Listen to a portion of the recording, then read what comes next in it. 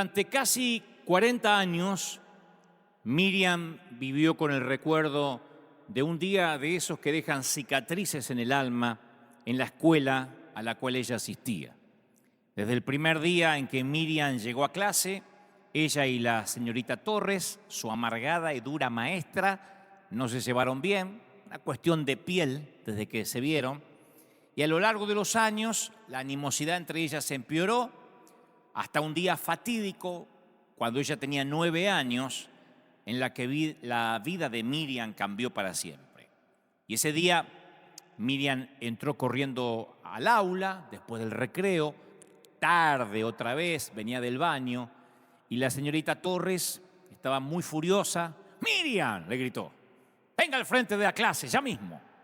Y Miriam caminó lentamente hasta el escritorio de la maestra. Le dijeron que diera la cara a la clase y después comenzó la pesadilla. La señorita Torres dijo: «Niños, Miriam ha sido una niña muy mala, muy maleducada. Yo he tratado de ayudarla, ustedes son testigos, para que ella sea más responsable, para que cumpla los horarios, pero aparentemente tenemos una cabeza dura que no quiere aprender. Así que vamos a enseñarle una lección. Vamos a obligarla a reconocer que ella es una persona muy egoísta, que no podemos empezar la clase nunca porque ella llega tarde. Así que quiero que cada uno de ustedes venga al frente del salón, tome una tiza y escriba algo que no les gusta acerca de Miriam en el pizarrón. Tal vez esa experiencia va a motivar a que Miriam cambie y llegue a ser una mejor persona». Y Miriam, 9 añitos, estaba congelada, de pie, al lado de la señorita Torres. Y uno por uno, los alumnos emprendieron una procesión silenciosa hacia el pizarrón. Uno por uno, los alumnos escribieron palabras, esas que sofocan la vida, y fueron apagando de a poquito, lentamente, la luz en el alma de Miriam. Miriam es una estúpida, Miriam es egoísta, Miriam es gorda, Miriam es tonta, y la maestra decía: «No pueden repetir», así que les obligó a buscar adjetivos negativos. Y si no los tenía la niña, se los inventaron. Miriam es visca, Miriam tiene los dientes torcidos, Miriam es egoísta, y siguieron hasta que 25 garabatos sobre la maldad, entre comillas, de Miriam daban alaridos desde el pizarrón. Y esas declaraciones venenosas ridiculizaron a la nena, a Miriam, y ella se sintió, luego contaría, como el día más largo de su vida. Fue el día más fatídico de cuando ella iba a la escuela primaria. Después, cuando llegó a su casa, caminando de regreso a su hogar, cada palabra escrita había quedado como indeleble en su alma. Se metió en la cama, pretendió estar enferma y trató de llorar para quitarse el dolor. Pero el dolor nunca se fue, y 40 años más tarde se desplomó en el diván de un terapeuta, todavía humillada a la sombra de esas 25 oraciones. 40 años más tarde, ahora casi es una mujer de 50 y todavía no puede superar lo que le pasó un día por allá en la escuela primaria. Y para su horror, Miriam había llegado a ser lo que sus compañeros habían profetizado, lo que sus compañeros habían escrito, a veces de manera arbitraria, porque no es que necesariamente esos 25 adjetivos descalificativos estaban graficando lo que era la nena. Pero ella, sin querer, se había transformado en todos esos malos adjetivos. Y le dice a su terapeuta: «Yo soy una muerta caminando desde los 9 años. Soy literalmente una zombie, una muerta que camina». La maestra de Miriam, cuando lo hizo, sabía perfectamente lo que estaba haciendo, porque cualquier docente conoce el poder de cómo tomar a un chiquito o una nenita y transformarla en un zombie de por vida. Miriam fue humillada por un acto irreflexivo, un acto cruel. Fue despojada del brillo de sus ojos. Fue el día que literalmente le robaron la inocencia, porque fue condenada a vivir el resto de su vida a la sombra de esa pesadilla que la marcó para siempre, esa experiencia que determinó su futuro. De hecho, le hipotecó a ese día fatídico. Y cuando yo veía esta historia, que es, por cierto, verídica, obvio, Creo que muchos de nosotros, como dije el domingo pasado, de algún modo experimentamos algún tipo de humillación, como Miriam. Y no necesariamente de una maestra que puede ser agnóstica, cruel porque no conoce a Dios, porque no tiene a Cristo en el corazón. No, yo mantengo a modo de autocrítica, porque yo no estoy fuera del reino, que el cuerpo de Cristo puede llegar a ser muy malo a veces. Un día decidimos hacernos seguidores del Señor, estamos haciendo lo mejor posible y recibimos el impacto de descubrir que nuestros compañeros nos ponen etiquetas, que lo hablamos el domingo pasado, Dios nos lo habló.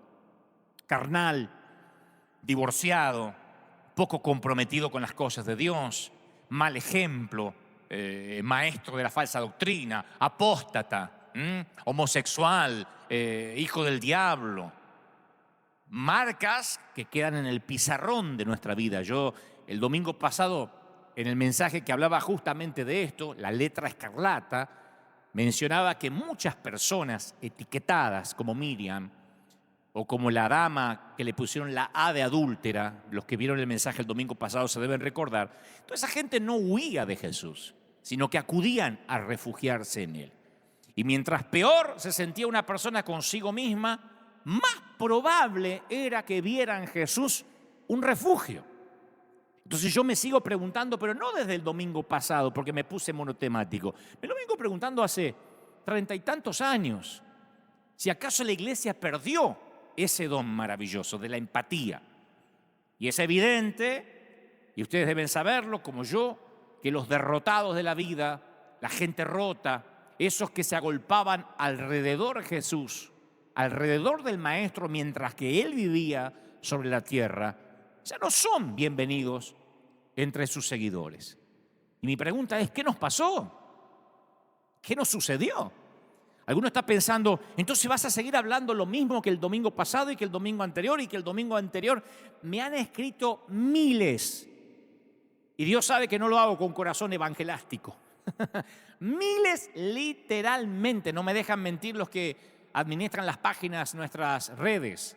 Miles de personas de todo el mundo que dicen que estos mensajes, gente rota, la letra escarlata, literalmente les han quitado kilos de peso, libras de peso de encima.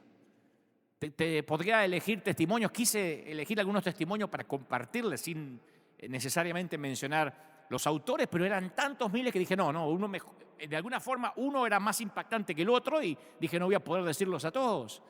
Pero me decían, estuve años atado a religión, a doctrinas absurdas.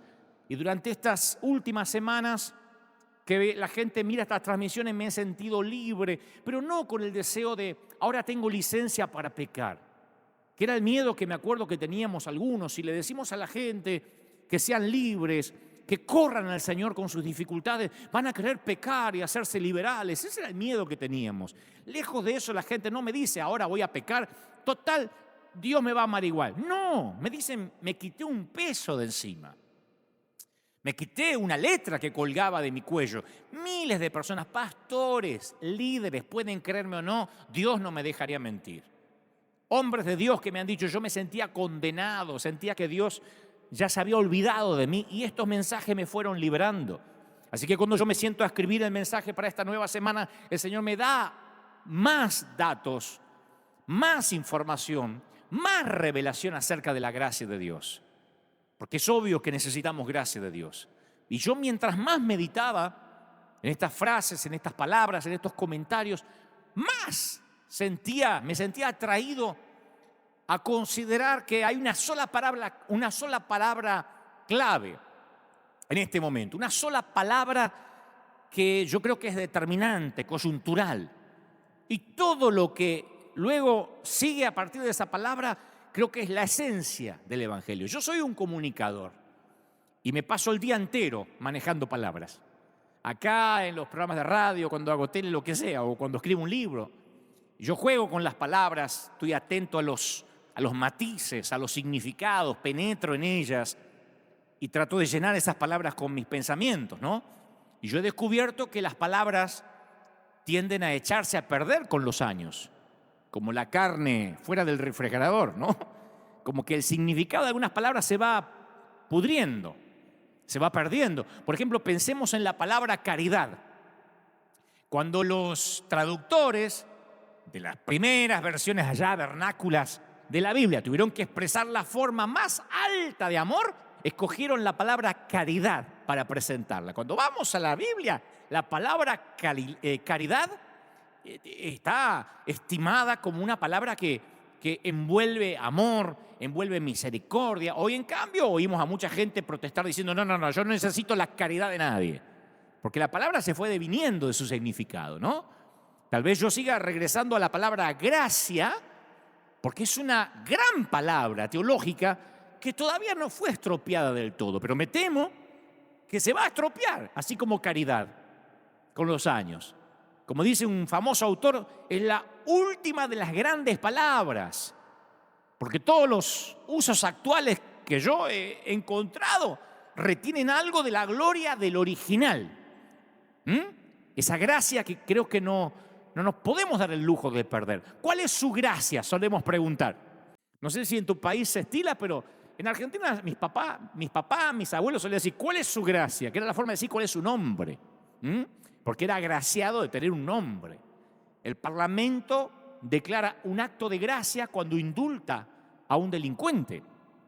De igual forma, las tarjetas de crédito, las agencias de alquiler de autos, las compañías hipotecarias a veces conceden a sus clientes un periodo de gracia inmerecido.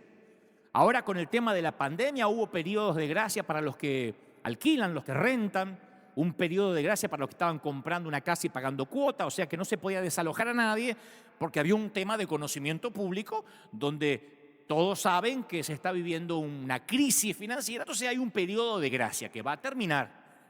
En algún momento hay que pagar. Pero yo aprendo más de lo que significa una palabra, a veces en base a los opuestos. Me acuerdo cuando a finales de los años 80, algunos memoriosos que están en el Evangelio deben recordar, los periódicos, la tele, no había redes. Lo que hubiese sido, ahora estoy pensando si hubiese habido redes, pero los periódicos, la tele, la radio, decían que Jimmy Swaggart, un predicador de aquí de los Estados Unidos, había caído de la gracia. Hasta los periódicos decían, el hombre que cayó de la gracia. No que había caído en la gracia, en la red de la gracia, en las cuerdas de amor, como cantamos, sino que había caído de la gracia. Yo me acuerdo y me sorprendía que el periodismo secular manejara ese concepto. Cayó de la gracia. Tanto él como cualquier otro predicador que estaba envuelto en un escándalo moral, Jim Bakker, unos cuantos en esa época. Insultamos a una persona cuando le hacemos notar que está escasa de gracia. Le decimos desgraciado, que para algunos países es un insulto espantoso. ¡Qué desgraciado! O lo que es peor, este tipo es una desgracia.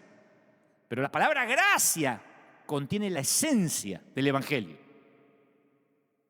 Los grandes avivamientos, yo pienso siempre que los grandes moveres de Dios, las grandes revoluciones cristianas, siempre se producen no por descubrir algo nuevo. No es que alguien dice, saqué algo novedoso de la Biblia. Eso hacen las sectas, ¿no? No se producen por algo novedoso. Se producen los avivamientos o las reformas espirituales cuando alguien redescubre algo que siempre había estado ahí. Ahí es cuando se produce, cuando alguien redescubre algo que siempre había estado presente, como ocurrió con la reforma de Lutero. Lutero dijo, wow, esto lo habíamos pasado por alto, esto no nos habían enseñado en la iglesia. Y entonces él redescubre algo que estaba arqueológicamente ahí semi-escondido, no es algo novedoso, sino cuando uno vuelve a las bases. La gracia dentro de la iglesia, que es una institución fundada para proclamar, en frase de Pablo, el evangelio de la gracia de Dios, ya está en las Escrituras hace años. No es que yo ahora soy un predicador moderno y la inventé. Está en las Escrituras. Y mucha gente piensa en las iglesias como lugares donde venir o ir después de haber enderezado el rumbo de su vida, no antes. Cuando uno invita a alguien a la iglesia, me ha pasado ahora cuando llevamos los muebles a las casas o comidas, y uno le dice, vengan a la iglesia, no falten. Te dice, primero tengo que arreglar unas cuantas cositas. Si ustedes supieran en la que ando metido, Digo, sí, pero la iglesia es para eso. No, no, si yo le contara. O sea que la gente cuando piensa en iglesia piensa en moral, no en gracia. Y algunos cristianos que estamos hace años parecemos tan ansiosos por evitar el infierno que nos olvidamos de celebrar nuestro camino al cielo. Nos olvidamos de dar gracias por la gracia. Y otros, preocupados por, no sé, presumo que por no contaminarse, para no tener comunión con las tinieblas, descuidan la misión de la iglesia como refugio de gracia en un mundo que le falta gracia. Lo dije todos estos domingos y el Señor me decía, insiste. Yo hace muchos años que llegué a la conclusión que de las dos causas principales en la mayoría de los problemas en los cristianos son estas dos, son estas. Yo esa es la conclusión que arribé. No estoy seguro si esto es una revelación divina o una conclusión personal, pero cada vez me convenzo más de la veracidad de esto que creo. Número uno, yo creo que en esto inciden todos los problemas, por lo menos anímicos, de nosotros los cristianos. Número uno, no saber comprender, recibir y vivir la gracia y el perdón incondicional de Dios. Ese es el gran problema que tenemos. Nos cuesta mucho entender la gracia, el perdón incondicional. Uno le dice a la gente, créeme que Dios te perdonó. No, es que la tercera vez que meto la pata, pero la gracia no se agota. Y a veces la gente siente que sobregiró la tarjeta de crédito de gracia divina, que le agotó la paciencia a Dios. Como digo siempre, peca lo suficiente, falta lo suficiente a la iglesia y el Señor se terminará hartando de ti. Así que esa es la principal causa por la que creo que hay tanta gente desanimada en nuestras iglesias, porque dicen, yo ya lo harté a Dios. Con mi vida es tan despadrosa, mi vida es tan desastrosa que lo harté. La segunda cosa, y que esto es lo peor, no hemos sabido comunicar ese amor. Por años no hemos sabido comunicar el perdón, no sabemos comunicar la gracia incondicional a otras personas. ¿Por qué? Porque tampoco la hemos vivido. Yo fui vendedor cuando era jovencito de instrumentos musicales y me acuerdo que mi gerente me decía, Gebel, si usted no compra, no vende, ¿eh? Esta era una metáfora acuñada a todos los vendedores, o sea que uno tiene que estar convencido que lo que está vendiendo es un producto bueno. Así que me dice, pruébelo, porque si usted no está convencido de lo que vende, si usted no compra, no vende. Y creo que nosotros no hemos asimilado la gracia como para poder transmitirla. El mundo puede hacer casi todo como la iglesia. Cualquier mundano puede hacer todo lo que los cristianos hacemos. No hace falta ser cristiano para regalar muebles, para alimentar a los hambrientos, para tener una buena orquesta. No hace falta ser cristiano para generar un clima de éxtasis, para que la gente salte y baile. Ustedes dirán, bueno, las motivaciones son diferentes. Pues sí, pero yo he estado en conciertos seculares y hay momentos que la gente vitorea y se te pone la piel de gallina. O estás en un estadio de fútbol, en un superclásico, en un derbi, y vas a ver cómo se te pone la piel de pollo de ver gritar a una multitud. El mundo puede imitar o hacer cualquier cosa que nosotros podamos hacer. No somos los únicos. Solo hay una cosa que el mundo no puede hacer. No puede ofrecer gracia.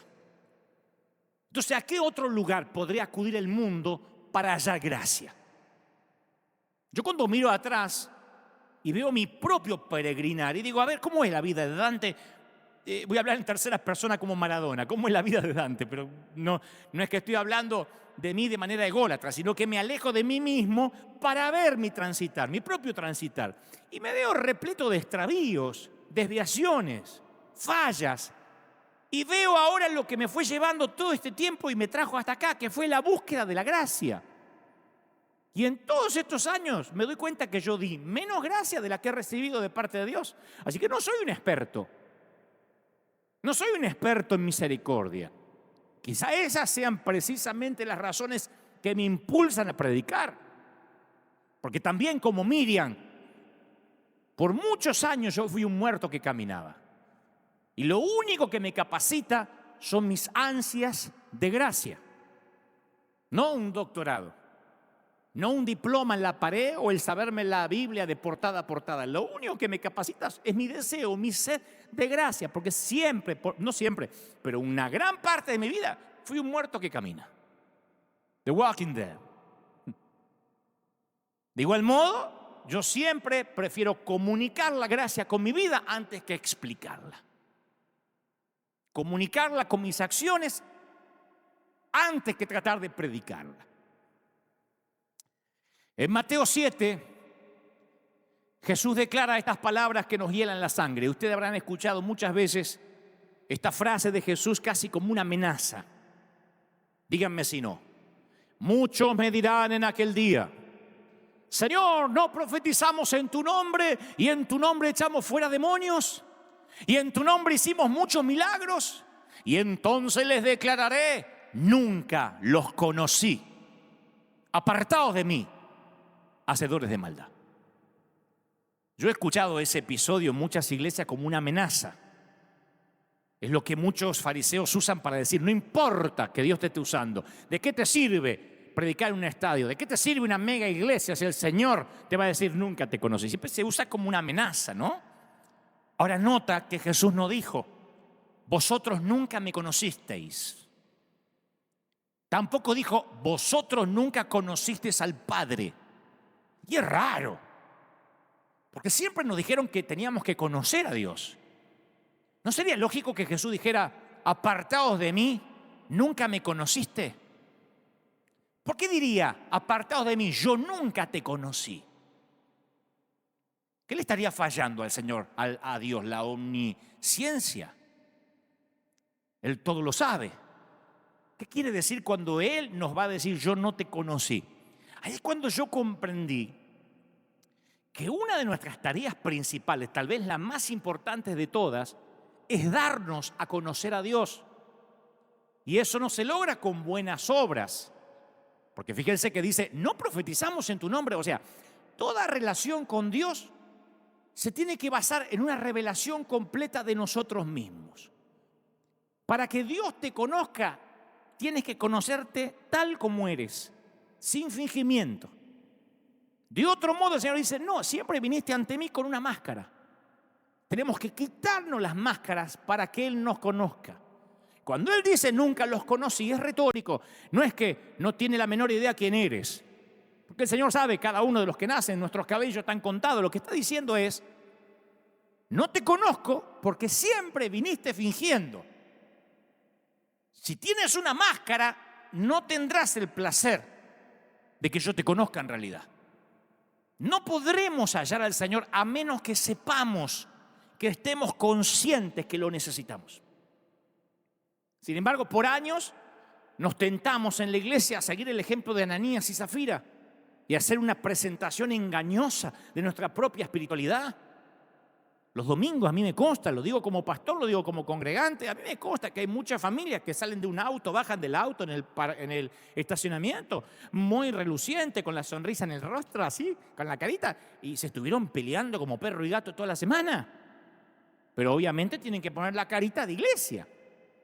Cuando yo era chiquito, me comportaba lo mejor posible los domingos y me vestía con la corbata para otros cristianos, para que no sospecharan de que yo no había hecho las cosas bien durante la semana. A mí nunca se me ocurrió en la vida, cuando era pibe o cuando era adolescente, pensar que la iglesia era un lugar donde se debía ser sincero, un lugar donde Dios te tenía que conocer tal cual era. ¡No! Porque en mi iglesia no había gracia. Si te presentabas como era, te liquidaban. Entonces uno fingía. Y ahora, al tratar de mirar el mundo a través del cristal de la gracia, me doy cuenta que la imperfección es el requisito para esa gracia. Si me quiero mostrar perfecto, no accedo a la gracia. Yo me acuerdo que hace muchos años mi papá le regaló a mi mamá. Le dijo: mira, como vamos a pasar la Navidad, yo era chiquito, pero íbamos a pasar la Navidad toda la familia juntos.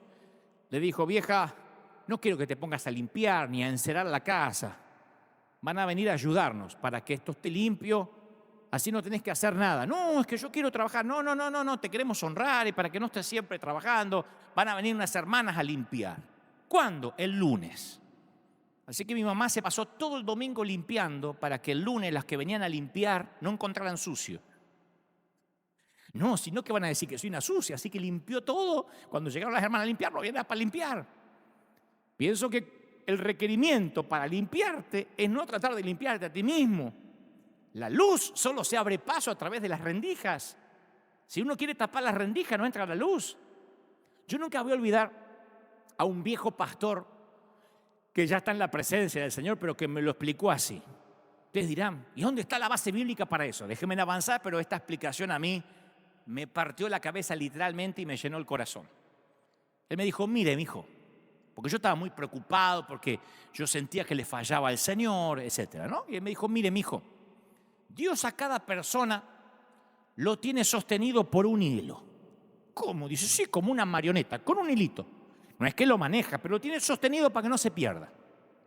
Cuando usted peca, usted corta ese hilo. Y entonces, entonces Dios lo vuelve a atar, pero tiene que hacer un nudo. Y entonces el hilo queda más cortito. Entonces ese hilo lo acerca un poco más a él. Y cada vez que lo corta usted, y él tiene que hacer un nudo más, cada vez el hilo va quedando más cortito. Acorta la cuerda. Y con cada nuevo nudo, Dios lo va acercando cada vez más hacia él. Yo pensaba que era al revés. Dios te cortaba y tu abuela que te vengan a atar de nuevo. A mí me decían, Dios ya lo borró del libro de la vida. No, pero no me puede volver a anotar. No, no creo. 6 meses en el banco. A ver si el Señor te anota de vuelta o no. Pero me encantó más la metáfora de este pastor que me dijo, a medida que Dios te va haciendo un nudito, el hilo va quedando más cortito. Tenía sentido. Como contaba el domingo pasado, las ovejas, los corderitos quebrados con el cuello machucado, son los que más necesitan del amor del Señor. Una vez que cambió el concepto que yo tenía de mí mismo, una vez que yo me vi en el hilito más cerca de Dios, yo comencé a ver a la iglesia también bajo una luz distinta. Empecé a ver a esta congregación, porque no quiero hablar de la iglesia en general necesariamente, pero a esta congregación, River Church, como una comunidad de personas sedientas de lo que el mundo no puede imitar ni dar, gracia. Al igual que los alcohólicos en camino de recuperación, compartimos todo una debilidad reconocida por todos. Acá no hay gente que no tiene debilidad. Porque yo creo que si no tienen debilidad, primero dejan de... Si descubren que son perfectos, ya dejarían de congregarse acá. Acá hay mucha gente rota como para que vengan los santos. Acá se congrega mucha gente que comparte debilidades. Los lectores de los evangelios se maravillan de la capacidad que Jesús tenía para moverse entre los pecadores. Cuando uno lee los evangelios con ojos nuevos, uno se maravilla y dice, wow, él se sentía cómodo. Y dado que los últimos 30 años yo también pasé mucho tiempo entre pecadores y también mucho tiempo entre los que se consideran santos, yo creo tener la corazonada que me parece que sé por qué Jesús pasaba tanto tiempo con el primer grupo, con los pecadores. A mí me parece que prefería su compañía. Sé que algunos me quisieran apedrear, pero no pueden porque estamos por internet. Pero déjenme avanzar. Yo creo que los pecadores eran sinceros acerca de su persona, no andaban con fingimiento. La mujer adúltera era adúltera, la prostituta era prostituta, el cobrador de impuestos sabía lo que era. Y Jesús podía tratarlos y conocerlos. No me imagino a alguno de ellos que el Señor le diga, ya, no te conozco, nunca te conocí. No, a ellos los conocía, si no venían fingiendo. En cambio, los santos fingían lo que no eran. De hecho, lo criticaban. Trataban de hacerlo caer con alguna pregunta trampa. Si al final fueron los santos, y no los pecadores quienes lo arrestaron. Ahora, ¿por qué la iglesia, insisto con esta pregunta, por qué la iglesia se siente más representada por Simón el fariseo que por aquella mujer prostituta y perdonada? Yo voy a decir algo que va a incomodar la teología de alguien, pero que es un axioma, un proverbio, por lo menos en nuestra congregación. Hay quienes vienen a la iglesia todos los días o todos los domingos. Algunos vienen solo una vez al año.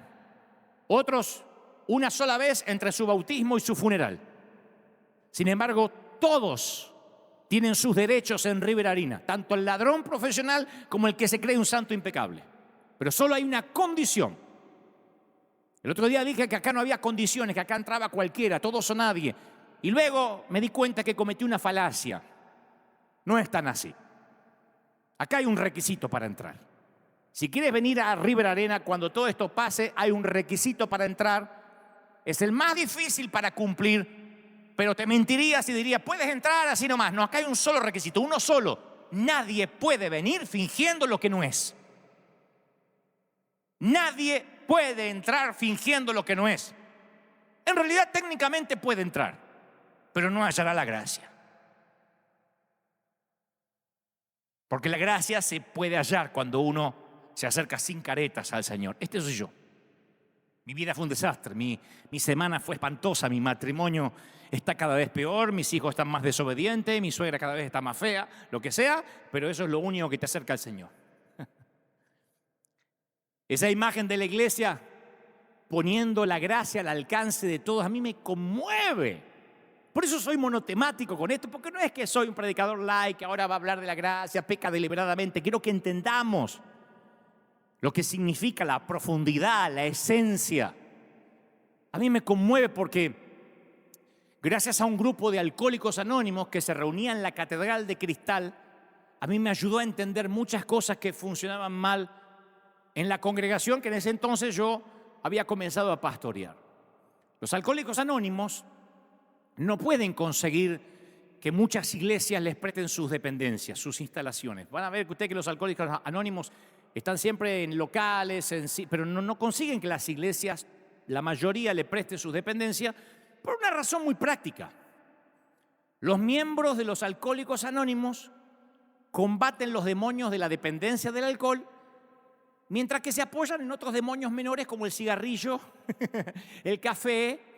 Y son pocas las iglesias que están dispuestas a soportar las manchas en el suelo del café o lo que es peor, el olor a humo del cigarrillo. Gente fumando en un aula de la iglesia. O sea, vienen a ser libres del alcohol, no del cigarrillo. Entonces muchos fuman. Y el doctor Schuller, Robert Schuller, que nos abrió a los hispanos el campus, también le abrió el campus a coreanos, a hermanos árabes, y también a gente con necesidades especiales, abrió sus puertas a los alcohólicos anónimos. Yo, cuando llegué al campus, muchas veces me quedé observando sus reuniones. La Catedral de Cristal tiene un campus muy grande y había una dependencia vidriada llamada la Sala de Arte, donde había unos cuadros que estaban en exposición y uno podía pasar por ahí y si se acercaba podía escuchar lo que hablaban. La Sala de Arte. Y cuando yo me acerqué, yo nunca fui alcohólico anónimo, pero ahí estaba de espectador. Yo me di cuenta que en muchos sentidos lo que hacían ellos se parecía a la iglesia del Nuevo Testamento. Porque ahí había, me acuerdo, un productor de televisión y mucha gente de dinero que se mezclaba con fracasados sin trabajo y algunos que venían directo de dormir bajo un puente. Que el aliento alcohol te emborrachaba, aún si eras astemio. Y cuando llegaba el momento para compartir los testimonios, decía, vamos a compartir testimonios, se escuchaba con compasión, se respondía con afecto y abundaban los abrazos. Y las presentaciones eran de este tipo, como habrán visto en la película. Ahora soy Juan y soy alcohólico. Y todos gritan al unísono, ¡hola, Juan! Y cada asistente da un informe personal de su progreso en la batalla contra su dependencia. Y me di cuenta que Alcohólicos Anónimos funciona sobre dos principios: sinceridad brutal y dependencia brutal. En Alcohólicos Anónimos nunca se permite que una persona diga, hola, soy Juan, yo era alcohólico, pero ahora estoy curado. ¡Aleluya! Aunque Juan no haya bebido una gota en meses, se tiene que identificar todavía como alcohólico, porque al negar su debilidad, se puede convertir otra vez en víctima de su debilidad. Entonces tiene, hasta que le den el alta, no puede decir, yo ya no soy alcohólico. Tiene que decir, soy alcohólico y llevo 3 meses limpio. Llevo 6 meses sin beber. Juan tampoco podría decir, yo seré alcohólico, está bien, pero no estoy tan mal como Betty, Está como chupa, comparado conmigo es una esponja, no. En Alcohólicos Anónimos, todo el mundo está al mismo nivel. Un amigo que concurrió durante mucho tiempo me dijo, es el único lugar que conozco donde la posición social no significa nada. No importa si llegas caminando, en bicicleta, en carro, en auto, en carreta, nadie engaña a nadie. Todos están ahí porque han convertido su vida en un desastre y quieren volverse a enderezar. He asistido a miles de reuniones, me dijo mi amigo, en las iglesias y nunca hallé esa clase de amor que encontré en Alcohólicos Anónimos. Porque durante 1 hora los encumbrados poderosos, los más ricos, descienden. y los humildes suben hasta que todos quedan en la misma equidad de condiciones. Y esa nivelación que resulta es lo que realmente la gente dice cuando usa la palabra hermandad. Ahí somos hermanos de verdad, me dijo. Cuando dice, ¿cómo te va, hermano? Somos hermanos en la debilidad. No hay alguien que dice, yo ya soy menos alcohólico. Somos hermanos en la debilidad. Y cuando alguien dice, caí, me metí en un bar, venía limpio y algo me salió mal, estaba triste y volvía, todo el mundo lo abraza y dice, vamos, vamos, yo también alguna vez caí, pero podemos salir adelante. Nadie lo condena. Y hasta piden abiertamente perdón y fortaleza a Dios y apoyo a los amigos que rodean. Acuden a esos lugares porque creen que allí la gracia se halla a disposición. Nadie los condena. No tienen que fingir. Imagínate una iglesia donde no tengas que fingir. Imagínate una iglesia de Cristo donde la gente entra y cuanto peor estés, puedes confesarlo y no te empiezan a decir, dile al que está a tu lado, confías al poder, di con esto, habla del Cronos y del Kairos y del poderoso, aleluya, conquistaremos el mundo, Pinky. Imagina que no te hacen repetir boberías, sino que te dicen, ¿qué te pasa? Y te abrazan. Y yo cuando veía esas reuniones en la sala de arte de la Catedral de Cristal, pensaba en el contraste entre lo que pasaba en la iglesia los domingos y lo que pasaba el lunes por la noche con los alcohólicos anónimos. Porque solo muy poquitos de los que se reunían allí los lunes venían los domingos. Y agradecían la generosidad de la iglesia que les facilitaba la sala de arte. Agradecían, pero decían que no se sentían cómodos en la iglesia. Uno de ellos una vez dijo, no, es que la gente del domingo tiene una vida más estable y nosotros apenas sobrevivimos. En otras palabras, somos muertos que caminamos. La gente del domingo es santa y ellos eran muertos que caminan, zombies. Así que se sentían más cómodos entre las nubes de humo de cigarrillo, en sillas de metal, de lata, con pantalones de jean y camiseta y usando malas palabras de tanto en tanto cuando tenían ganas de hacerlo, porque ese era su lugar. No un santuario con vitrales, con sillas acolchadas que lo huelen para ver si es digno de entrar. Habría hecho falta que tanto ellos como la iglesia comprendiera que en alguna de las lecciones de espiritualidad más importantes, los miembros del grupo de la sala de arte no superaban. Porque comenzaban con una sinceridad brutal y terminaban con una dependencia brutal.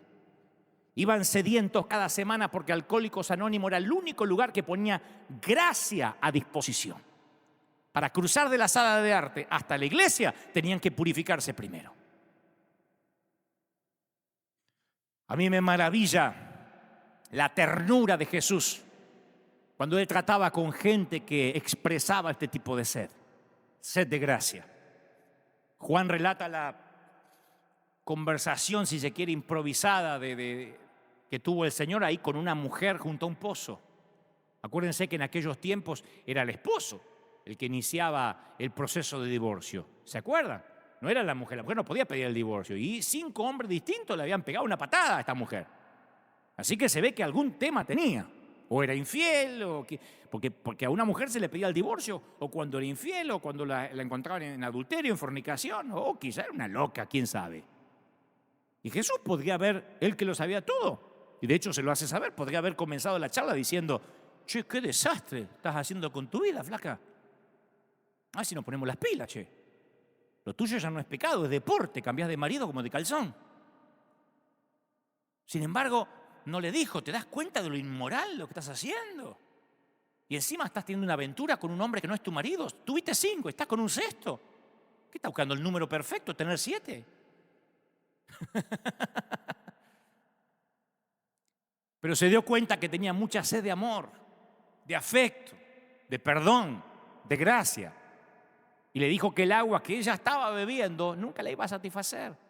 Y le ofreció un agua viva que le quitaría la sed para siempre. Yo trato de recordar ese espíritu de Jesús cuando me encuentro con alguien cuya moralidad no puedo aprobar. Yo también a veces tengo ganas de escribir cosas en las redes.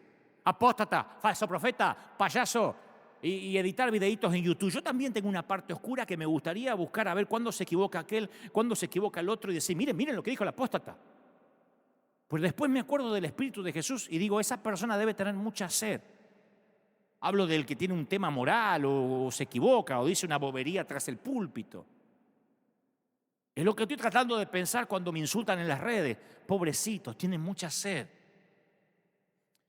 Hay gente tan desesperada por recibir amor. Tienen vidas tan grises que es eso mismo lo que los está matando, la sed. Hay mucha gente sedientos en búsqueda de un agua equivocada. Cuando siento la tentación de rechazar con horror a los pecadores, a la gente distinta, a la gente rota, yo recuerdo cómo habrá sentido las cosas Jesús mientras vivía en la tierra. Perfecto, sin pecado, tenía todo derecho a sentir repugnancia por la conducta de quienes lo rodeaban. Y Él trató a los pecadores más notorios con misericordia y no con juicio. Lo que pasa es que el que ha sido tocado por la gracia nunca vuelve a mirar a los que se descarrían como la oveja malvada, como esos pobres infelices que necesitan ayuda. Aquel que dice apóstata, falso profeta, aunque el otro sea o no lo sea. Aquel que insulta, aquel que denigra, aquel que dice, ¿cómo te sacaste una foto con ese? El apóstol de la prosperidad. El otro día falleció un hombre de Dios. Ayer falleció un hombre de Dios y no faltaba quien dijera, ¿y por qué decís que esté en la gloria de Dios si ese hombre predicaba? O sea, con unas ganas de que se haya ido al infierno.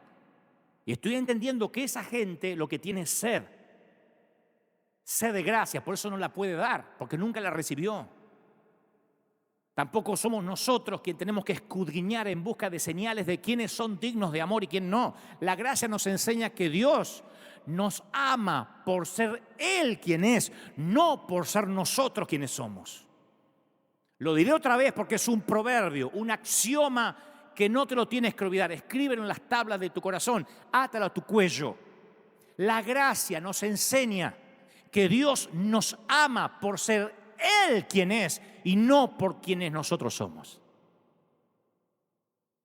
En una escena de la película que al español se tituló Tallo de Hierro, hay dos personajes interpretados por Jack Nicholson y Meryl Streep que se encuentran con una anciana que está tirada en la nieve, quizá ebria, y entonces empiezan a discutir los dos protagonistas qué tienen que hacer con ella, qué deben hacer, ¿no? Entonces Nicholson pregunta, ¿está borracha o crees que es una indigente? Y el personaje de Meryl Streep dice, es una indigente, la conozco, lo ha sido toda la vida. Y Nicholson pregunta, ¿y antes de eso? No sé, creo que era prostituta en Alaska. Ok. Pero no habrá sido prostituta toda la vida. No. ¿Qué crees que fue antes de ser prostituta? No sé, niña, supongo. Bueno, una niña, ya es algo. No es una indigente, tampoco es una anciana prostituta, es una niña. O alguna vez lo fue. Algo es algo, vamos a llevarla adentro. Y me gusta esa escena porque estaban viendo en aquella anciana a través del cristal de la gracia. Vieron, aunque sea la niña que alguna vez fue, corrieron la mugre, le quitaron las arrugas, la edad, las aventuras, la prostitución, la indigencia y encontraron una niña. Donde la sociedad solo veía un indigente y una prostituta, la gracia veía una niña. Una persona hecha a imagen de Dios, por mucho que aquella imagen tuviera el rostro desfigurado.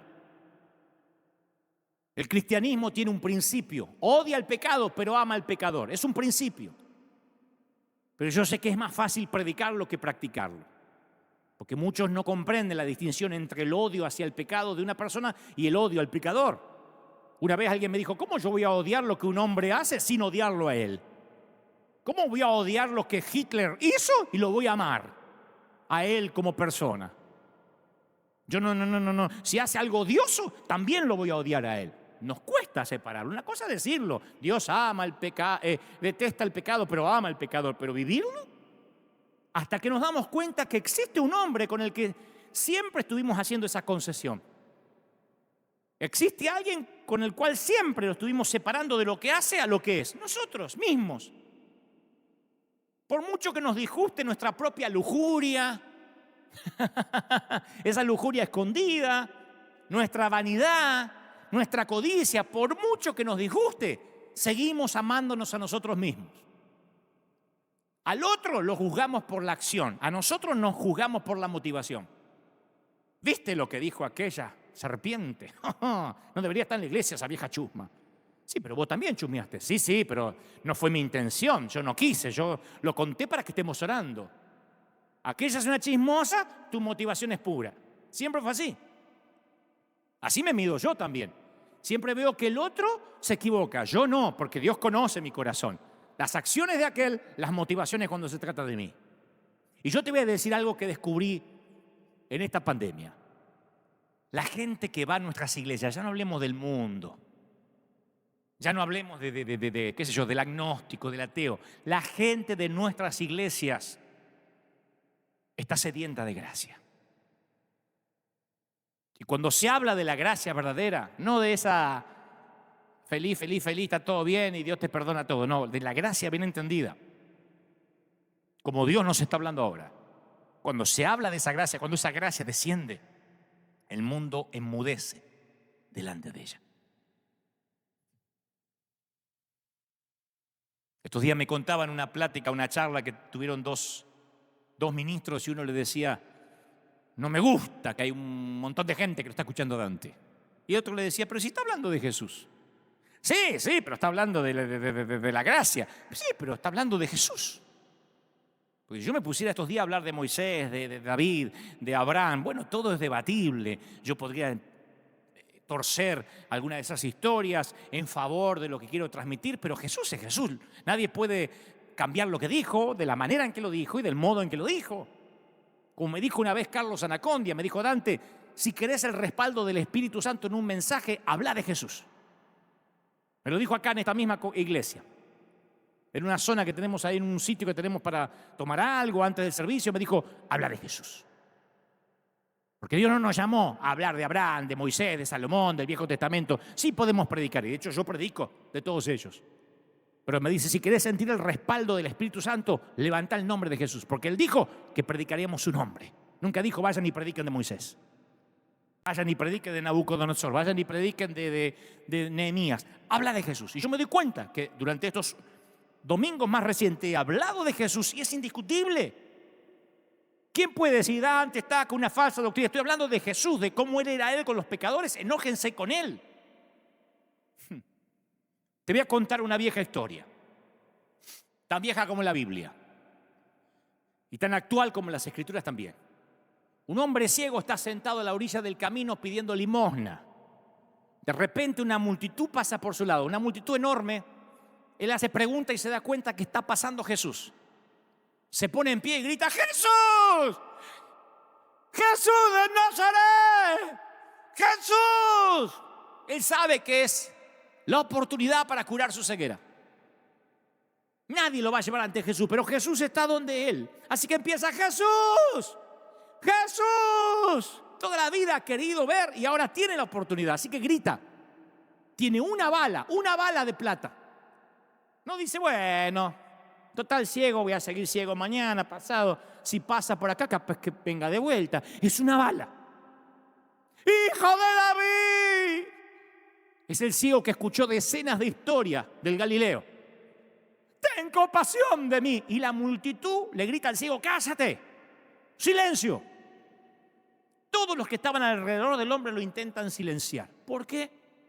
Porque la naturaleza, imagino yo, la naturaleza del ser humano es sabotear a los que interrumpen nuestras actividades y rutinas religiosas. No nos gustan los que hablan, los que se apartan del status quo, los que se niegan a quedarse callados, los que rechazan el fingimiento como un estilo de vida. No nos gusta, por naturaleza, los que dejan de fingir, porque exponen a todos los que fingen. Si tu matrimonio es feliz, mostralo. Si no es feliz, cállate y mostralo igual, en fe, como si fuera feliz. Lo mismo si estás enfermo, no lo confieses. Si estás sano, mostralo. Pero si estás enfermo, comportate como sano. Y si algo te duele, cállate la boca y fingí que estás sano. ¿Dónde está tu fe? Entonces a las instituciones religiosas no les gustan las sorpresas y los muertos que caminan que se ponen a gritar. Los silenciadores siempre harán lo posible para que te calles. Y todos los que hemos oído el inquietante sonido de la voz de Jesús, estamos dispuestos a hablar, a ser subversivos, a cuestionar la falta de gracia en nuestras iglesias. No debemos hacerlo ni siquiera si alguien a nuestro alrededor nos dice que estamos locos. No hay que callarse. La multitud te va a llamar subversivo, te va a llamar loco. Las masas te van a decir payaso, te van a tratar de silenciar. Hace unos años, en un servicio que fui invitado, una vez mencioné que la persona más leal que yo tengo a mi lado, más leal, y son varios que son así al lado mío, no sé si yo los atraigo, pero voy a hablar de este que vive en Argentina.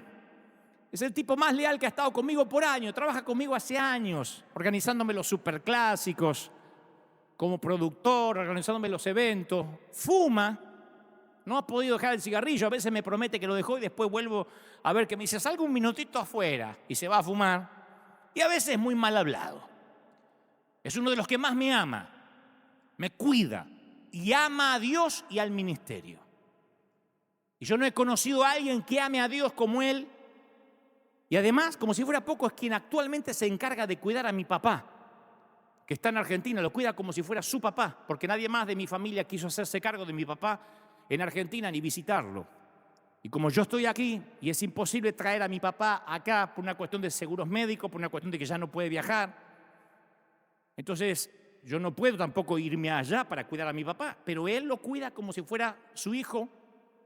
Hablo todas las semanas con mi papá porque va él y ahí está y lo trata y lo cuidamos y entre los dos es un hombre, pero nada más para contar un detallecito, porque es un hombre que ha hecho cosas impresionantes por mí, por el ministerio, por la iglesia. Ayuda a las convenciones de las asambleas de Dios en Argentina. Tiene un corazón noble. Yo cuido y sostengo a mi papá con mucho cariño, pero no podría hacerlo sin mi amigo por un tema geográfico, que es más que un hermano para mí. Trabaja hace más de 20 y tantos años conmigo. Así que estaba en una iglesia y yo dije que es un hombre piadoso, un hombre que ama a Dios, y mencioné que también fuma y tiene, como decíamos la pasada, un lenguaje colorido cuando se enoja. Y después de ese mensaje se me acercó a alguien y me dice que no me va a volver a invitar si yo vuelvo a poner de ejemplo a un tipo como ese. Me dice, no digas más en público que uno de los hombres más piadosos que conoces fuma y usa el lenguaje del mundo. Digo, pero es uno de los tipos más piadosos y más leales que conozco. Y sí, fuma, casualmente fuma y tiene un lenguaje mundano. Y me dice, sí, pero tienes que hacer cuidado, tienes que tener cuidado de no ser tropiezo para los débiles. Eso de no ser tropiezo para los débiles es el versículo fuera de contexto que usan los que creen que los hombres piadosos y leales no fuman y no usan un lenguaje así. En su mundo espiritual, en su mundo espiritual, no hay lugar para hombres piadosos que fuman e insultan. Hay lugar para celosos, hay lugar para envidiosos, hay lugar para criticones, hay lugar para murmuradores, hay lugar para matrimonios que están disueltos pero que hacen un arreglo para sostener de que están juntos y nadie sospeche. Hay lugar para la mujer que abortó y lo ocultan para que no haya escándalo. Hay lugar para el hijo del pastor que no se congrega y vive de las ofrendas, pero no hay lugar para el que insulta y fuma. Y no estoy haciendo una apología de fumar e insultar. Estoy apelando a la madurez de los que me escuchan. Punto. Para ese hombre, mi amigo se va al infierno. Punto final. Él no quería escuchar otra cosa, no hay excepciones. Pero en el mundo real donde yo vivo y donde tú vives, ese hombre no es una excepción. Y continúa siendo uno de los hombres más piadosos y leales que jamás haya tenido. Y te aseguro que pocos se comparan con la integridad de ese hombre. Todavía está luchando para dejar de fumar. Y siempre le digo, lo vas a lograr, Dios te va a ayudar, el Espíritu Santo te va a ayudar. Y cuando le salen los insultos, le digo, no quiero estar al lado tuyo cuando te sale toda esa verborragia. Y me dice, perdón, es que Dios no terminó conmigo todavía. Pero qué corazón tiene ese hombre. Nos vamos a sorprender cuando lleguemos al cielo, porque muchos con lenguaje colorido van a estar ahí y otros con lenguaje farisaico ni siquiera van a pasar por la vereda del cielo. Dios es el mismo ayer, hoy, por los siglos. Y ellos interpretan ese versículo como que Dios permanece igual. Son los que tienen la receta de cómo es Dios y lo que le gusta a Dios, pero nunca se hicieron dar a conocer realmente sin caretas hacia Dios. Mi Dios de las Escrituras es el Dios de las sorpresas, de nubes de humo, de columnas de fuego, de terremotos, tormentas de viento, tormentas de fuego, burros que hablan, columnas de sal, océanos que se dividen. Ese es mi impredecible Dios. Y a Jesús lo trataron de toda clase de cosas: bebedor, quebrantador del sábado, blasfemo. A lo largo de los siglos las personas religiosas han refinado la habilidad de poner etiquetas hasta convertirla en un arte. ¿Cuál es la etiqueta más común en día, la que más te ha dolido? Carnal, poco espiritual. Algunos ya usan palabras como lobo rapaz, etc. Y debido a que River Church es una iglesia para personas especiales, que no les gusta ir a una iglesia normal, muchos de nuestros miembros han recibido etiquetas de parte de los que asisten capaz que a otra iglesia. Yo siempre le digo a la gente, no me defiendan a mí, porque a veces, ¿cómo te congregás con ese? Ese ni siquiera es pastor. Yo le digo a la gente, síganle la corriente, digan, sí, ni siquiera es pastor, pero tiene favor de Dios, Dios está con él. Imagínate lo que Dios haría si además fuera un pastor convencional. Según los críticos, Jesús hizo todo mal. Según los críticos, Jesús fue a los lugares equivocados, dijo cosas incorrectas, y lo peor de todo es que dejó que simplemente cualquiera entrara al reino. Jesús escandalizó a una religión de club de golf elitista, abriendo la posibilidad de la membresía para aquellos muertos que caminan, a quienes les había sido negada. Lo que enfureció a la gente fue el hábito irresponsable de Jesús de abrir de par en par las puertas de su amor a personas como yo, personas como tú. Insisto, nada hace enojar más a la gente de algunas iglesias que la gracia. Cuando hablo de iglesia no hablo de esta congregación ni de la otra, hablo de la iglesia en general, del mundo. El ciego se chocó con Jesús y llegó a ser un escándalo para los líderes religiosos de sus días. Su encuentro con Jesús es un modelo para todos los que estamos tratando de vivir vidas espirituales. En el capítulo 9 nos encontramos con este hombre que era ciego de nacimiento, sentado en un lugar familiar que todo el mundo veía mendigando. Y los discípulos levantan una pregunta teológica con respecto a su ceguera: si fue causada por su propio pecado o por el pecado de los padres. Los discípulos no están preocupados por el ciego, lo que les preocupa es la teología de la ceguera. Intentan tener una discusión teológica para ver si Jesús se sorprende. Uy, mirá los tipos espirituales, me busqué 12 tipos espirituales. Le descubrieron la teología de la ceguera, creen que lo van a sorprender. Y Jesús los interrumpe y le deja bien claro que lo que importa es glorificar a Dios, ayudando a hombres y mujeres videntes, invidentes, para que puedan ver. Los discípulos están inquietos por las teorías y las doctrinas, y Jesús es el único preocupado por el hombre ciego. Un poco de barro, un poco de agua, y el ciego ya no es ciego. Y ahora empiezan los problemas para el ciego. Algunas veces, cuando los no videntes comenzamos a ver, los amigos más cercanos no van a estar contentos. Mi querido, encontrarte con Jesús no siempre trae resultados lindos. A veces te van a meter en problemas. A veces nuestras dificultades apenas empiezan cuando te encontrás con Jesús. Jesús nos advierte: no crean que he venido a traer paz a la tierra, vine a traer espada, vine a traer división. Comenzamos una relación con Jesús y nos metemos en la misma clase de problemas que Él se metía. A mi humilde criterio, si hace mucho que no te metes en problemas con los mismos problemas que tenía Él, es porque lo más probable es que ya no lo estás siguiendo.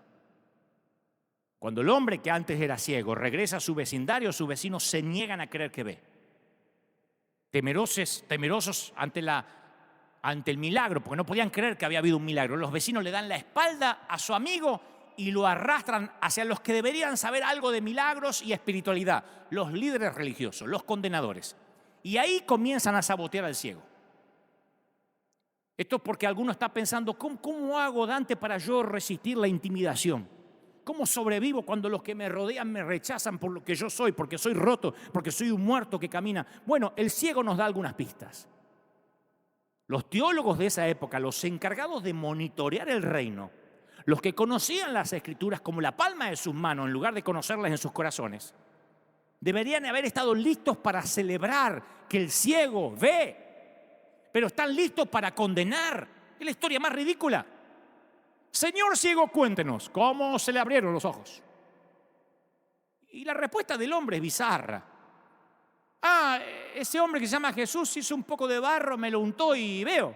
Me dijo, ve y lávate en el Siloé. Y me lavé y veo. El ciego reprobó el curso básico de religión y sana doctrina. Porque los que monitorean el reino saben más acerca de Dios que cualquier ciego rústico y poco educado. Entonces empieza una conferencia acalorada. Mira, querido, cualquier alumno de la escuela dominical sabe que las personas ciegas de nacimiento están pagando los pecados de la familia. El Dios verdadero no usa barro para sanar personas, y menos por medio de autodenominados profetas que nadie jamás oyó hablar. Y aparte, Dios no sana en sábado. Porque a la gente religiosa les gustan las reglas religiosas más de lo que aman a Jesús. Los condenadores permiten que las reglas se vuelvan más importantes que la vida espiritual. El reverendo John Mackey fue el presidente de la Iglesia de Escocia después de la Segunda Guerra Mundial y estaba junto con otros 2 ministros de su denominación y viajó a las partes remotas de la península balcánica para visitar a los misioneros que apoyaban. Entonces iban los 3 clérigos visitando a un misionero de una población griega.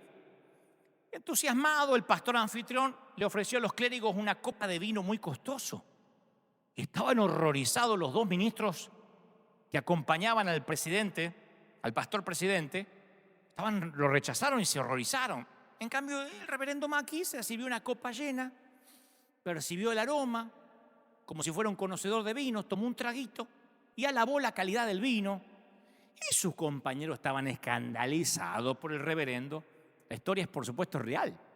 Entonces, más tarde, cuando los 3 hombres estaban otra vez en el jeep de regreso, los 2 piadosos clérigos le dijeron: doctor Mackey, reverendo, ¿usted pretende decirnos que es el presidente de la Iglesia de Escocia y funcionario del Consejo Mundial de las Iglesias y que además bebe? No, no bebo, dice el otro. Pero alguien en esa casa tenía que comportarse como un verdadero cristiano. Así que mi sospecha es que Mackey no convenció a sus condenadores, porque las reglas de su doctrina eran mucho más importantes que demostrar gracia en esa casa. Estaban mucho más entusiasmados por condenar la fe del doctor Mackey y la del pastor anfitrión que de vivir su propia fe. Pero siempre me acuerdo esta historia del hombre que dijo: alguien debió comportarse como cristiano, porque ustedes 2, la verdad, que se comportaron como 2 antisociales. Quiero que entienda lo que trato de decir, porque el que quiere sacar de contexto este mensaje lo va a sacar y va a decir: Dante dijo entonces que podemos emborracharnos. Los que están buscando licencia para pecar la van a encontrar sin que yo tenga que predicar. Estoy hablando de que los condenadores tratan de forzar al ciego a que renuncie a Jesús, porque son como estos clérigos, se horrorizan con lo que están escuchando. Quieren que el ciego confirme que Jesús es cualquier cosa menos el Mesías y que confiese que es un pecador. Dice la palabra, entonces, oigan esto que es fascinante, entonces algunos de los fariseos decían: este hombre no procede de Dios porque no guarda el sábado, el día de reposo. Otros decían: ¿cómo un pecador puede hacer este tipo de señales? Y había disensión entre ellos. ¿Qué dice el ciego para defenderse? Confía en su ignorancia. Si es pecador no lo sé. Lo único que yo sé es que antes era ciego y ahora veo. Es lo único que el ciego puede hacer. Relata su historia extraña, incorrecta, irracional. Dice la verdad. Dicho sea de paso, es con lo que comienza la buena teología, con la verdad, sin caretas. Una vez escuché este diálogo entre un pastor y mi papá. Le dice: Federico, ¿así que usted se convirtió a Cristo? Sí. Debe saber mucho sobre Cristo, ¿en qué país nació? Ah, no, ni idea. Y no sabe ni siquiera qué edad tenía cuando murió. No. Ni conoce las bienaventuranzas, no.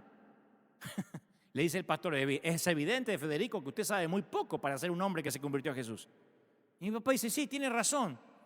Estoy muy avergonzado de lo poco que sé de él. Lo que voy a decir es todo lo que sé. Yo era un borracho, mi esposa se moría de cáncer, mi familia estaba cayéndose a pedazos, ahora abandoné la bebida, mi esposa está sana, tenemos un hogar feliz. Eso es todo lo que sé de Cristo. Tal vez mi papá y el ciego no sabían mucho acerca de Jesús, pero sabían mucho acerca de sus encuentros con Jesús. El ciego sabe muy poco sobre Jesús, pero es un experto en ver por primera vez. No sabe dónde cuerno está Jesús, pero sabe lo que hizo Jesús. No puede definir lo que es un Mesías, pero puede describir lo que significa ver un atardecer por primera vez. Y cuando lo confrontan con preguntas ridículas, el ciego no tiene temor de decir, no sé, no sé. A veces es la única respuesta que podemos dar para explicar el misterio de Cristo, no sé. ¿Por qué crees que Dios te usa a vos? ¿Qué sé yo? Yo no me usaría a mí. Muchas veces Jesús dejó a sus seguidores sin saber. A veces lo único que podemos saber es nuestra relación con Él, es lo único que podemos ofrecer. Nuestra falta de conocimientos es el comienzo de la humildad y la esencia de la vida espiritual. Sus vecinos no lo creen, sus padres lo abandonan, los fariseos lo atacan físicamente y emocionalmente. Pero los judíos no creían en que Él había sido ciego, en que había recibido la vista. Dijeron, este es otro. Y llamaron a los padres para preguntarle si realmente el hijo había nacido ciego. ¿Cómo pues es que ve ahora? ¿Piensan que responden los padres? Sí, sí. ¿Sabes lo que es tener un hijo ciego de nacimiento? ¿Sabes lo que la partera, el médico te dice? Mire, tengo que confesarle, su hijo no ve, no tiene cavidades oculares, no tiene retina, nació sin retinas. Y un día aparece tu hijo a los 30 años, 40 años y te dice, veo. ¿Qué dirías como padre? ¿Sabes lo que dijeron los padres? Sí, es nuestro hijo. Y sí nació ciego. Pero cómo ve no sabemos. Pregúntenle a él que es mayor de edad. Dice que eso dijeron los padres porque tenían miedo de los judíos, porque habían acordado que si alguno confesaba que Jesús era el Mesías, lo iban a expulsar de la sinagoga. ¿A qué tienen a los padres del ciego más preocupados para que no los echen del club que celebrar porque el hijo ve? Pero vergüenza me dan estos padres. No sé, él es mayor, todavía podemos quedarnos en el club. Está viendo el hijo. Me hierve la sangre. Volvieron al hombre que había sido ciego y le dicen, el hombre que te sanó es un pecador. Entonces él respondió, miren, si es un pecador, no lo sé. Una cosa yo sé, yo era ciego y ahora veo. Él se mantuvo en el disquito rayado. Yo era ciego y ahora veo. Yo era ciego y ahora veo. Yo era ciego, ahora veo. Yo era ciego, ahora veo. Pero es un pecador. Yo era ciego, ahora veo. Pero sanó en sábado. Yo era ciego, ahora veo. Lo único. Pero ¿cómo te abrió los ojos? Y él dice, yo ya se los dije. ¿Lo quieren oír otra vez? En un momento le dice, ¿o quieren ser ustedes discípulos de él? Hasta se pone irónico el ex ciego. Le dijeron, no, discípulos sos vos. Salí de afuera, nosotros somos discípulos de Moisés. Lo trataron de intimidar, de hacerlo callar. Pero el ciego no se calla, es un insurrecto. El ciego es un insubordinado. El ciego es un rebelde. Porque él está viendo y no puede creer que estos cabezones les importe la doctrina de la ceguera. Me doy cuenta que unos poquitos minutos con Jesús le enseñaron a este ex ciego más acerca de Dios que a estos tipos toda una vida dentro del seminario. Por eso yo siempre digo, confía en tu relación con Jesús. Confía en tu propia relación con Jesús. A mí de tanto en tanto me escriben en las redes y me dice, Dante, tengo algo que Dios me dijo para ti. Generalmente es para decir que predique otra cosa, que no me vista tanto de negro, que me cambie la corbata. Yo le suelo decir, no, yo ya estuve con Dios esta mañana y no me dijo nada, tranquilo. Si me lo va a decir, me lo va a decir. Usted no es humilde, me dice que no recibe palabras de otro. Es que, ¿por qué si Dios estuvo conmigo esta mañana, se va a tomar el trabajo de hablarte a vos, que estás en tierra del fuego, para que me diga lo que Dios quiere decirme? Cuando Dios, por un profeta, le habla a alguien, porque ese tipo no está oyendo a Dios. Cuando Natán va a confrontar a David es porque David no estaba oyendo a Dios. Cuando Samuel va a hablar con Saúl es porque Saúl no estaba oyendo a Dios. Y yo me reuní con Dios esta mañana. Confío en mi relación con el Señor. Confía en tu relación con el Señor. Los fariseos le dijeron al ciego, nosotros sabemos que Dios le habló a Moisés, pero respecto a este no sabemos de dónde es. No le importaban que el tipo veía. Y sin aviso previo se da vuelta la conferencia porque ahora empieza a hablar el ex ciego. Respondió el hombre y dijo, escucha, respondió el hombre y dijo, esto es lo maravilloso, que ustedes no sepan de dónde es y a mí me abrió los ojos. Y por lo que yo sé, dice, mirá, este que no ha ido al seminario nunca, está maravilloso esto.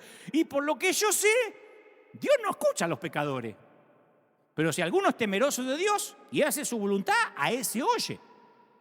Y yo desde el principio he escuchado que no se le puede abrir los ojos a alguien que estuvo ciego siempre. Así que si este no viene de Dios, no sé cómo lo pudo hacer. Le dijeron, tú naciste en pecado.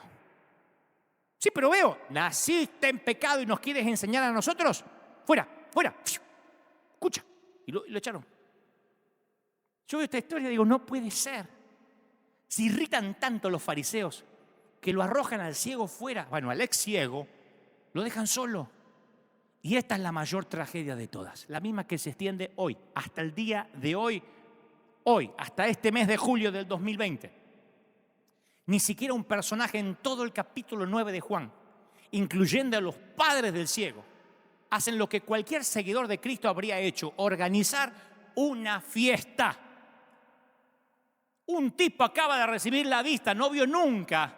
Alguien debería encargar un vino, Malbec, y poner música. Está vinando. Y bailar. Danzar, habrás querido decir. No, bailar. No hablo de estar con un pandero. Hablo de bailar. Yo, si no vi toda la vida, yo te bailo, viejo.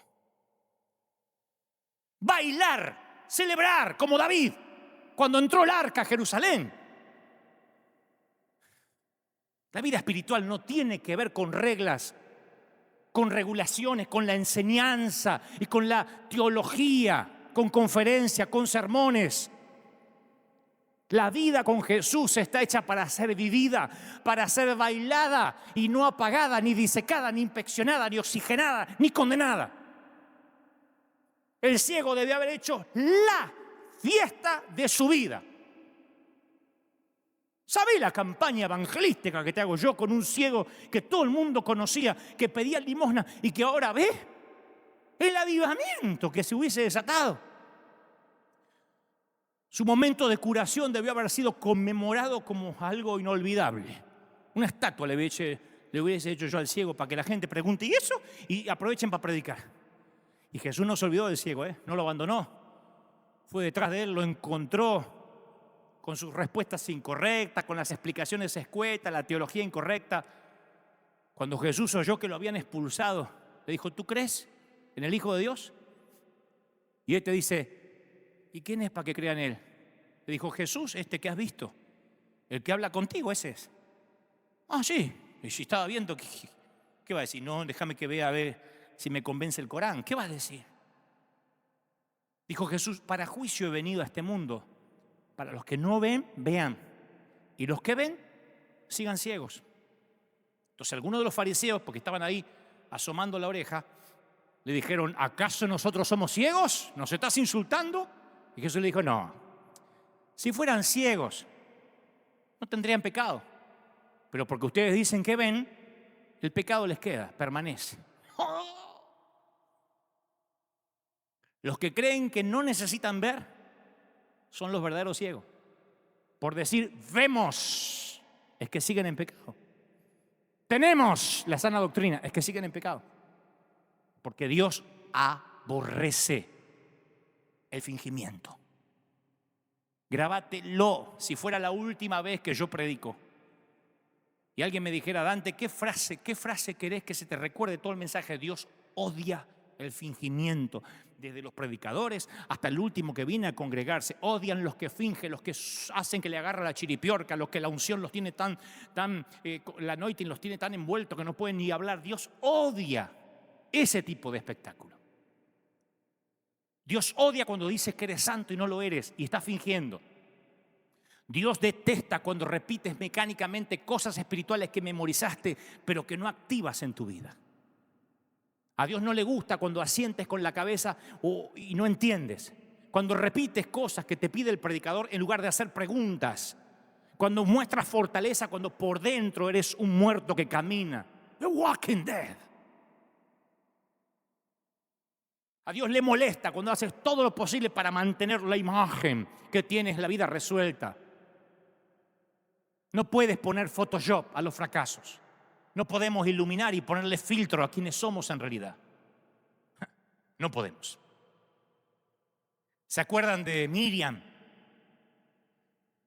y la señorita Torres?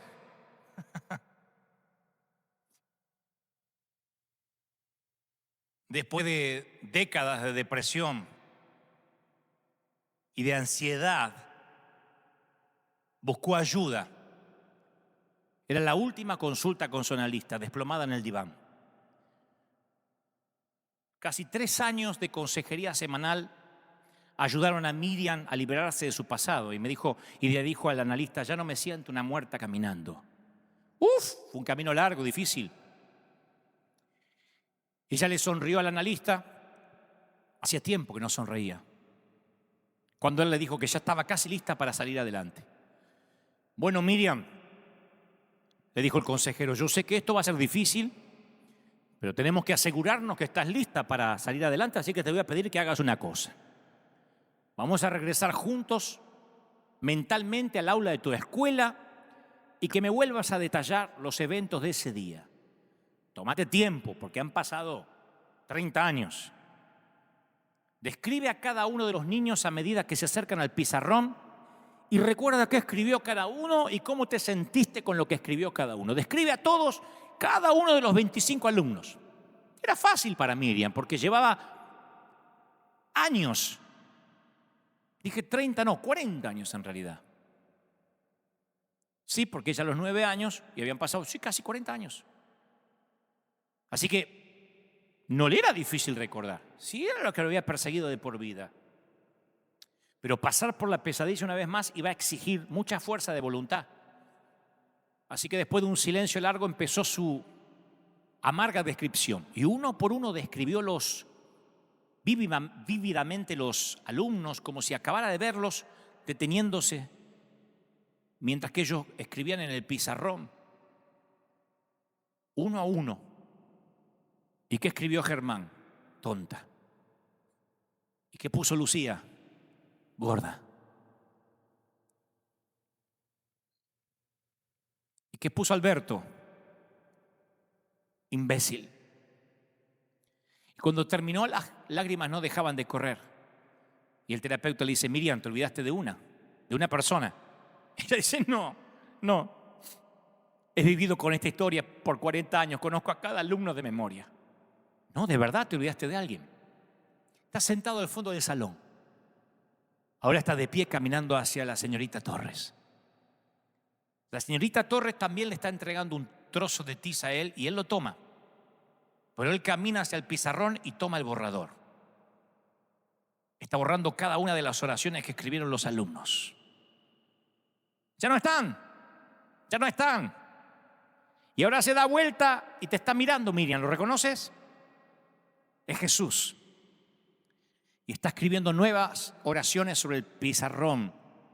Dulce, tierna, corazón enorme, buena amiga, fuerte, bonita, atractiva. Casi una argentina. No, eso lo acabo de inventar. Y Miriam lloró de felicidad, porque después de 40 años oscuros, ya no estaba condenada, ya no estaba sola, no se sentía rechazada ni una muerta que camina. La ceguera del horror de su pasado fue eliminada. Miriam y algunos ciegos, tal vez tú y yo, ahora pueden gritar con confianza, una vez fui ciego, pero ahora veo. Voy a dejarte este último regalo antes de irme. No sé cómo todo el mundo está ahí conectado y no se va nadie. Yo a veces me pregunto, ¿se van a cansar? Pero Dios está hablando. Y cuando Dios habla de Pedro, es porque hay un Pedro, ¿eh? Lo último, te regalo esto, chiquitito, y nos vamos. Judas Iscariote sí trató de arreglar lo que hizo. Sí se fue a confesar. Judas Iscariote, voy a ser un poco el abogado del diablo, voy a defender a Judas. Porque Judas no pudo con su remordimiento y fue al templo a buscar a los sacerdotes. Pero el pobre tuvo tan mala fortuna que cayó entre los que odiaban la gracia. Judas entró y gritó: ¡he pecado! ¡He derramado sangre inocente! Y devolvió las 30 monedas de plata. Pocos cristianos llegan tan lejos como para restaurar. Yo conozco muchos que dicen: quiero que Dios me perdone que robé, pero no están dispuestos a devolver lo que robaron. Pocos llegan tan lejos como Judas. Y si lo comparo con la confesión de Pedro, fue mucho más sincero la de Judas, más descarnada, más auténtica, más desgarradora. Pero los saboteadores de la gracia, los silenciadores de milagros, no le perdonaron. Le colocaron la T de traidor, la cadenita con una T gigantesca de traidor. Judas no fue más pecador que el resto de los discípulos, que se escaparon muertos de miedo. Judas estaba en el patio de Caifás, los demás estaban escondidos como ratas. El gran error de Judas Iscariote fue que en vez de correr a la cruz, se metió a una iglesia.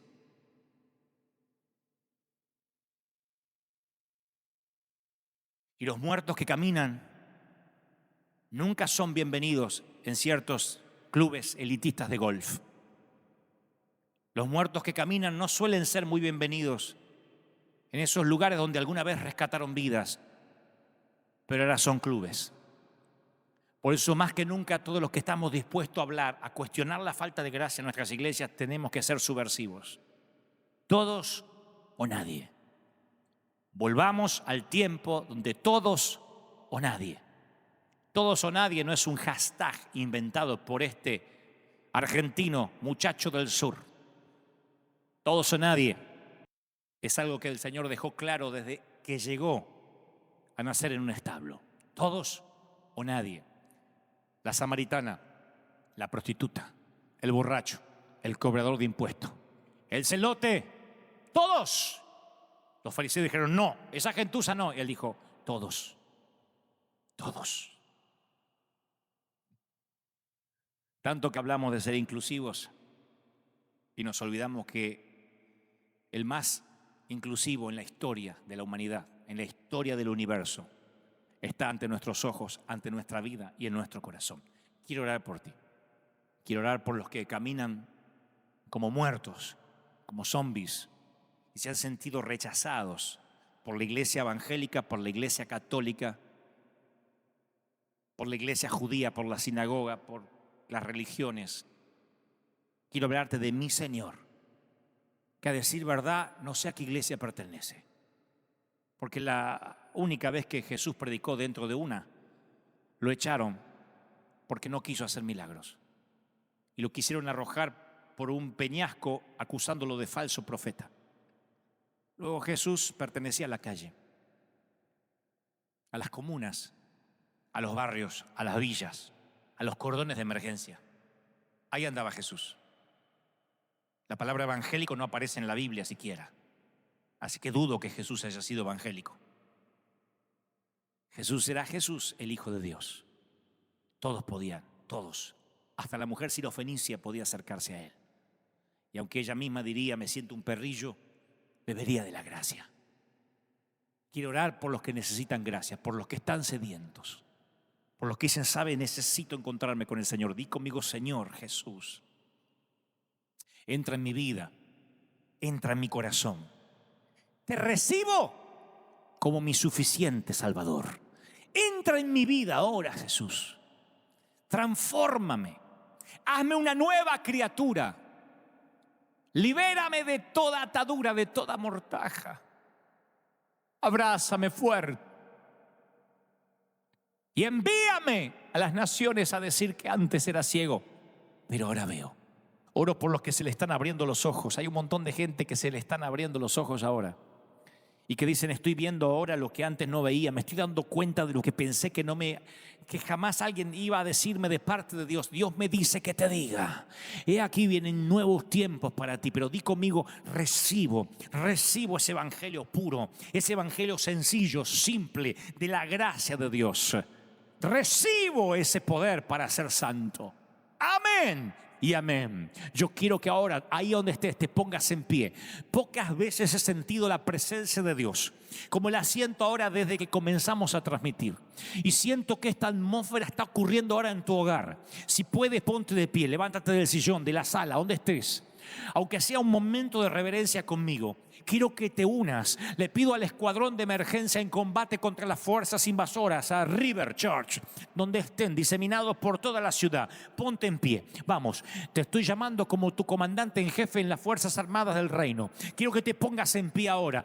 Vamos a reclamar que la gracia regrese a nuestros templos, que la gracia se pare tras los púlpitos, que la gracia sea predicada otra vez. Vamos a reclamar una vez más que la gracia le gane a las instituciones, que la gracia supere a las religiones, que la gracia traspase los congresos, las conferencias y la gente corra otra vez a los brazos de Cristo. Hay algo nuevo ocurriendo en la atmósfera. Dios me dice que te diga que el tiempo que estamos viviendo es un tiempo donde el Señor ha silenciado a algunos y a otros les ha puesto un altavoz, y en el altavoz se está escuchando gracia, favor. Son los últimos tiempos y el Señor no quiere que nadie se pierda, sino que todos sean llamados a la vida eterna. Si no, habrá sido en vano el sacrificio del Señor. Yo quiero que ores ahora conmigo, donde estés, en donde te encuentre. Comienza a clamar.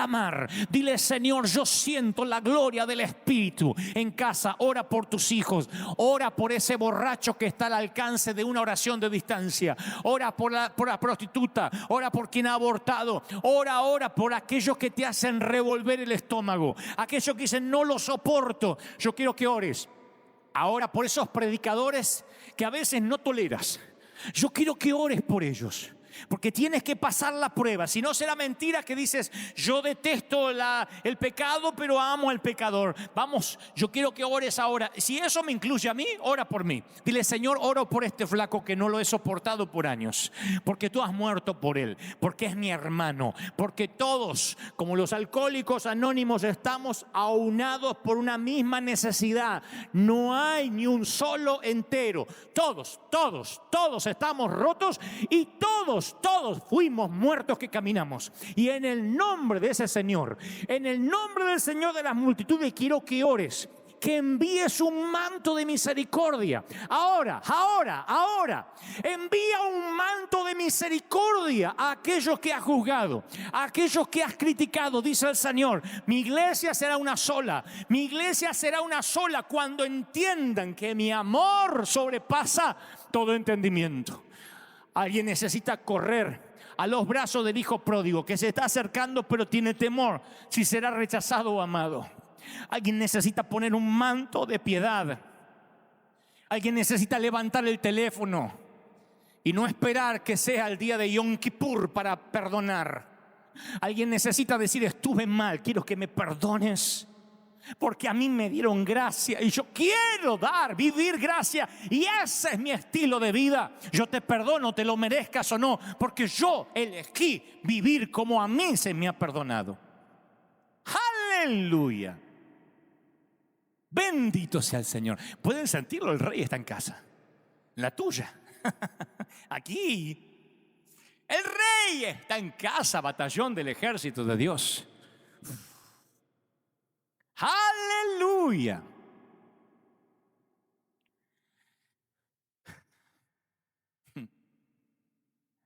He predicado desde que tengo 19 años de edad. He hablado de todo lo que creo Dios ha puesto en mi corazón. Siempre he tratado de no contaminar el mensaje ni usar este sitio para decir cosas personales o privadas, y creo que esta no será la excepción, no lo haré. Solo que cada vez que me he parado a predicar, hasta la fecha he sentido el respaldo del Espíritu Santo. Siempre le digo al Señor que mi renuncia está sobre su escritorio. Que el día que Él vaya a quitar su favor de mí, yo ya no quiero predicar. No quiero quedarme un solo minuto donde el Señor ya se fue.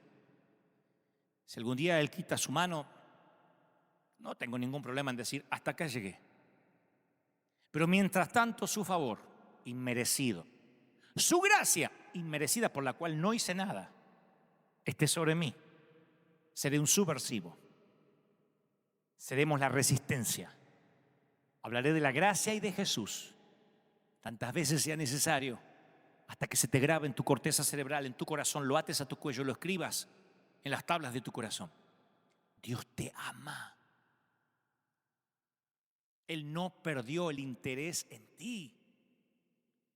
Dios se empecinó con tu vida y no te deja hasta que no haga contigo lo que dijo que iba a hacer. Dios te ama por encima de lo que se ve. ¿Recuerdas el diálogo de la película de Nicholson y Meryl Streep? ¿Qué crees? ¿Es una indigente o una ebria? Creo que es una indigente. ¿Qué era antes? Una prostituta en Alaska. Y antes de eso, no sé, niña supongo. Ok, eso es algo. Así que sea lo que sea que hayas hecho con tu vida, hay algo que no puedes negarme que eres. Niño, niña. ¿Alguna vez fuiste un niño o una niña o no? Nadie nació adulto. Así que le hablo a ese niño, a esa niña que vive en un cuerpo adulto. Le hablo a ese niño que sobrevivió a pesar de las heridas, a esa niña que sobrevive en un cuerpo desfigurado por las cicatrices de la vida y los avatares y los infortunios. Mi querida niña, te ama el Señor. Mi Padre dice que te dé un beso, un abrazo que te extraña horrores. Y sucia como estés, sucio y mugriento como estés, me ha encomendado que te diga que rápido corras a casa antes que se ponga el sol. Pero no te dirá, te lo dije, ni habrá un sermón, habrá fiesta. Sabor a azúcar, como decía una amiga cubana. Va a haber fiesta, va a haber candela, va a haber celebración. Que Dios te bendiga. Nos encontramos aquí, Dios mediante, dentro de 7 días en otra transmisión en vivo. Batallón del Ejército de Dios. Que Dios te bendiga, que haga resplandecer su rostro sobre ti. A celebrar que antes éramos ciegos y ahora vemos. Chao, hasta la próxima. Bye.